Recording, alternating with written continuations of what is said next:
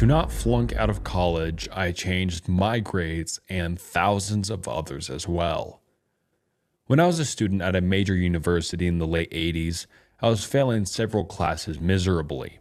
I had completely screwed up in 2 of my 6 classes, and I needed to make a plan of how not to flunk out. For one class, I decided to dedicate all my spare time in correcting where I went wrong and fix it by acing the final exam.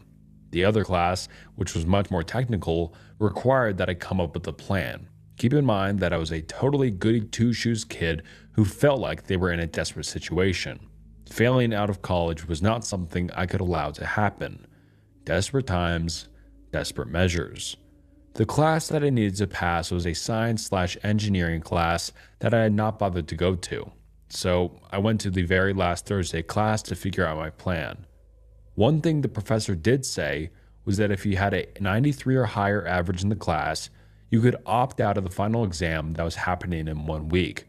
I had a 64 average, so I had to take the exam. How was I going to ace this exam? My grades were too low to get pulled up enough. The only way to fix this was to get my grades changed. So I came up with a Hail Mary plan.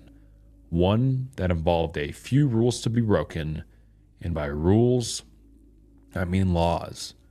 The science building where the class was given would close for the weekend. This meant that the professor's offices were locked and most of the labs were locked as well. You could still get into the main parts of the building, but you had to talk to a security person if it was after hours. There wasn't digital badges and shit like that back then. So here was my plan. On Friday afternoon, after most classes were over, I scoped out the whole building. It was a U-shaped building that was 3 stories tall. I had to find a way in. Luckily, I found one of the first floor labs on the inside of the U. Had large horizontal windows that could be unlocked and would allow for someone to crawl through. Even better, one of the lab's windows were obscured by a small fenced-in area that housed some of the electrical and HVAC units. Large bushes lined the fence as well, so while I was there, I went into the lab and unlocked a window to allow myself a place to enter the building. The door of the lab was propped open, and I unpropped it and let it close. It locked. Good to know. It also reduced the chances of someone relocking the window. I also scoped out the professor's office.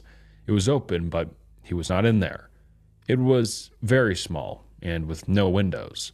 Just enough room for a desk, his chair, and a couple of other chairs. His office door was all metal door, painted beige except for a small center window in the middle. The window had a wire screen built into the glass, held in place by a simple screwed-on frame. There were lots of manila envelopes and schedules, etc. on the door as well. This would be a challenge, but I had formed my plan. At around 3:30 in the morning, I arrived back at the building with my backpack and a plan to break into the building. I had a hammer, pliers, a roll of tape, and some screwdrivers that I had scrounged, and I was nervous as hell. I made my way through the bushes and climbed over the fence. I checked the window and it was still unlocked. I pulled myself up through the window and into the dark lab. Remembering that the lab doors would lock behind you, I slowly opened the lab door and placed some tape on the lock to stop it from locking. I was expecting a quiet building, but instead was greeted by the loud sound of machinery running. Another lab was conducting an all-night test or something, and at least 3 upper-level students were there overseeing the project. In a way, that was good because my presence wouldn't necessarily be noticeable by others. I would find out later that it would also cover any noises I made. I made my way to the professor's office door, which was a lot more out of the way part of the building. The office was located right by one of the stairwells, so I could hear anyone coming down the stairs, and also, if someone happened to start coming from the other way, I could use the stairs for a quick exit. I pulled out the screwdriver to start unscrewing the frame around the glass window in his door and soon realized that the screws were covered in decades of paint. Not good. What I thought was going to be a 2-minute job turned into a 45-minute job. I went into what I would call fuck it mode and just went to town on this window frame. I had a few starts and stops, but no one came by. I got the frame off and tried to pry the glass out of the frame. It was sealed with paint. Getting the glass out took a monumental amount of slow prying and steady effort. After 30 minutes of scraping and gentle pressure, I had the glass pane out. I slowly reached in and turned the lock to unlock the door. I grabbed a large manila folder on the outside of the door and repositioned it over the window, a perfect cover for the now mauled up window. I slid into the office and looked for something to cover the window that would block light. The desk calendar worked well, and a few pieces of tape held it up well. Then I turned the lights on to survey the scene. I was now presented with a desk, a chair, and small slim table behind the desk. Of all the ways my plan could go wrong, my biggest fear was that the professor may have taken all of his grades home with him. A quick look into the large flat file on his desk, and I had full handwritten grade register in my hands, and the pen he used for recording grades was tucked right inside. He taught 6 classes that semester, and I only needed to change 1 grade. My grade. However, now that I had seen how banged up the paint was on the glass window frame, I knew I had to alter the plan. I searched through the grade book and found all of my grades, and I saw I had several in the 70s and some lower 60s grades. I had done some work in the class. I thought it over for a few seconds and started executing Plan B. I went through every single class he had and began randomly changing anything in the 60s to read as if in the 80s. Then I went through to change all the 70s and found to read as 90s. I realized that the changed grades wouldn't stand up under close scrutiny, so I had to create a herd immunity of changed grades. I noticed a few bad students in some of the classes and made some extra efforts at changing their grades. A 0, now an 88. This was taking a while. With 6 classes and 50 students or so in each class and about 10 grades per student, there was about 3,000 grades in this register. I changed at least 1,500 of those grades. Of course, my grades were changed as well. Lots of numbers in the 90s. I closed the grade book and placed it back in the drawer exactly as I had found it. But I heard a little plink sound. I pulled on the drawer and realized it was now locked, but wasn't before. Okay, so maybe he'll think he locked it. No big deal. My mind began to wonder of what the aftermath of this might be. Would this work? Would I be able to get away with not taking the exam by creating this academic chaos? About this time was when I noticed the IBM PC on the spec table. Did he record his grades on a handwritten register and his PC? If he had a backup of the grades, all of this would be for nothing. Also, I couldn't reference all the changed grades as the drawer was now locked. I booted up his IBM PC XT and saw that it had 2 3.5 disk drives. There's 5 disks by the commutator. What to do? I load each disk in the drive and type DEL and nuke them all. I hadn't planned on this, but then fuck it mode, so let's review the plan. Change so many grades that he would have to take an impossible amount of time to deconstruct the chaos and simply give out good grades or at least better grades as needed.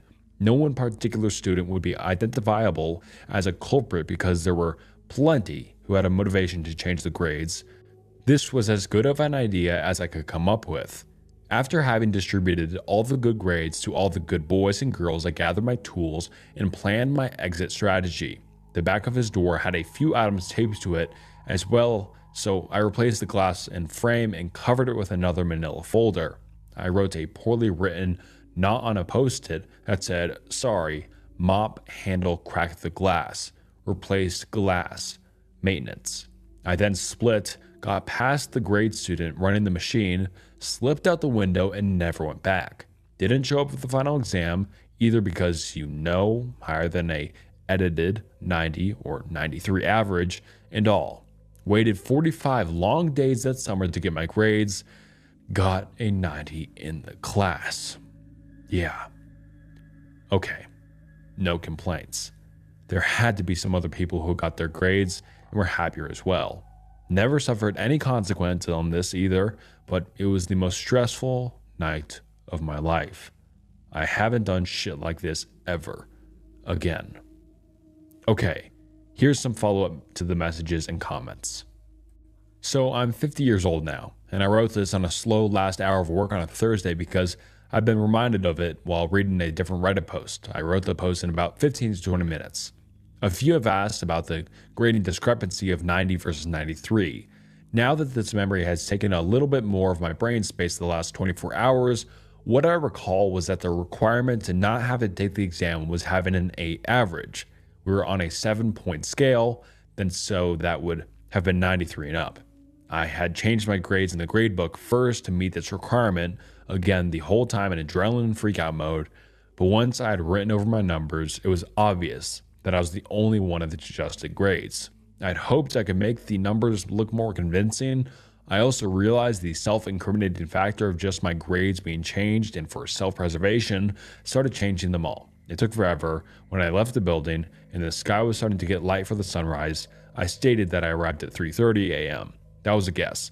I wasn't concerned with what time it was, just wanted to get it in and get out as soon as I had resolved my grade problem. The thing I failed to convey in the post was that fact I didn't take the exam, but when I received my grades, I got a 90, which is a B on the 7-point scale.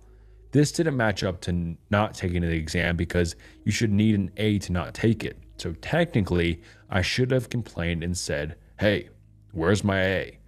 since I did not take the exam. So I thought this might have been a dragnet where all students got a maximum B grade, and then this would allow them to find legit A students who would complain and possibly flush out an illegitimate C or D students who might ask about their better than expected grade. That's why I wrote no complaints. State of mind. Not an excuse in any way, but I had a parent pass away my first year at college.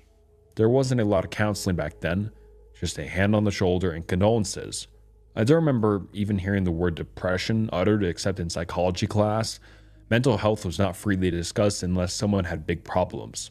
I was probably on the cusp of what was then called a nervous breakdown. I had come from a small town and had expected to escape my one-horse town and breeze through college. One of these smart kids, you know. But I had to let my only dream die. I had lost my dad, my academic career, my escape, and my identity at 19. I know plenty had it worse, but it felt really bad.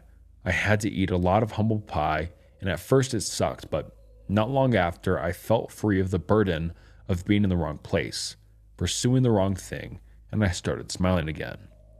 Aftermath. I had changed schools that summer and also changed my field of study. Something about experiencing the absolute guilt of failure of the first school really made me driven at my new school. It was also a very much smaller school and had less distractions. I thrived, made straight A's, and loved learning the new subject matter. I'll describe my field as design, as that's nice and vague. I've been doing that since graduation successfully, and I have my own company and employees.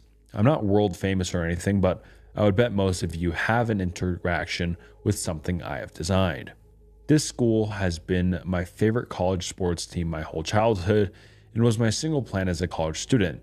I died because of this. I had not set foot on that large campus since that day I left many years ago, until this past summer when my son went to go tour. I had to hide that awful feeling I had as we walked by the building where this happened. Just this low sense of ancient dread from a past life staring at me as I walked by. My son unaware and instead excited to be there. The professor in this story works for the same university. He had done other things and came back. He's got patents and a PhD and is an expert in the field. Here's a potentially crummy part. He got his PhD within a year of this incident, so I really hope I didn't destroy any of his research when deleting the computer disks. I've thought about anonymously sending him this Reddit link or even star67 calling him to see what the true aftermath was, but this seems like a bad idea and would likely just bum me out. Doubters. My post had several people who doubt the veracity of my post, and I get it. It is the internet. But the story is true, and if there's any untruth is in the specific number of details. Did I wait exactly 45 days for my grades that semester? Fuck if I know. I know I did count them back then because I was waiting for grades that would make or break me, but 40, 45, 65, I don't remember. Did I change that many grades? I swear, I changed as many as I could. 79, now 99. 66, now 86. That's what happened. I distinctly remember feeling the need to do more and more because every time I stopped, I would see one more I could change, and that meant I was safer from being discovered. There's another. Change it. And another. and more was better because each one was another step at covering my tracks. Response. This post got a lot of positive responses, good karma, etc. It's misplaced. I didn't do this out of a spirit of goodness. I gave others good grades to mask my fraudulent attempt at battering my academic standing. I went home after this and passed out sleeping for most of the day. I still had to study for the exam I was trying to ace legitimately, and then after that, for weeks afterward, I was always wondering, I wonder what happened, and waited on my grades to arrive. Several professors have expressed their disdain at this, and yeah, I can see why, obviously. It was a long time ago. I've pondered a way to make things right and correct this wrong I created, but I'm open to suggestions. Something about being 50 makes you want to correct mistakes that can be corrected. Bottom line. I'm glad if you thought this story from my youth was entertaining. I'm not proud of this. I've never told another soul this story. Who would? The lesson here might be, if it feels like work, dread, like you don't belong, be honest with yourself. There is likely a direction that you will thrive in, and this may not be it. I got one of my biggest screw-ups out of the way at age 19. Some people have theirs much later. I'm a happy person now. Life is good. It's all worth it.